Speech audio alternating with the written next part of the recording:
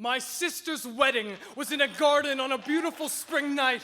And when she walked down that aisle, I swear the moon shined brighter to highlight the moment when she would kiss her new wife.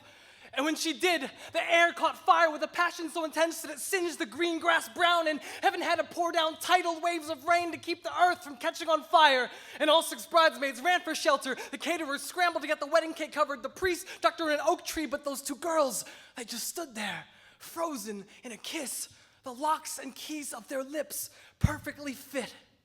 If you were in the garden that night, you would have seen a love so powerful that it forged 2 pillars of light like fingers of God that tore open the night sky and made it cry. You'd have seen 2 angels dressed in white standing perfectly still as the entire heaven collapsed around them. And I only have to close my eyes to remember that look on my sister's face of perfect bliss, not a care in the world, when the only thing that exists is the garden, the moon, and that fire between 2 girls.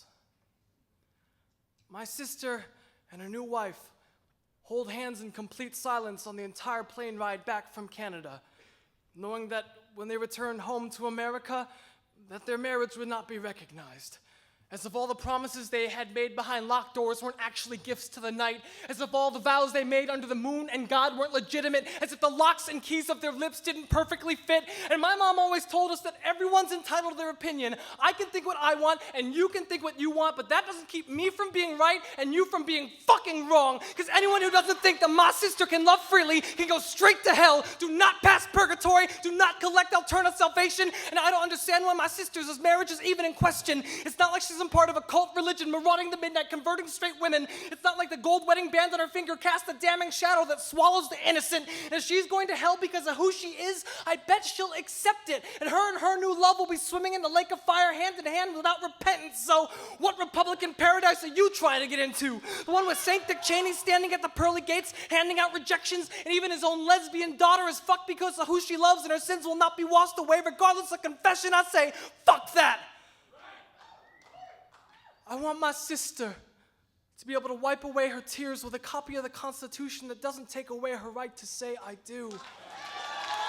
I want to be able to read this poem anytime, anywhere without having to worry about homophobic judgment from all of you. I want my friends and loved ones and absolute strangers to have the same inalienable rights so not one of them will have to worry about the future of their relationship beyond their wedding night. I want my sister to look at photographs of that brilliant spring moon and not have to shed a single tear. Instead, fill our house and hall with the echoes of her laughter.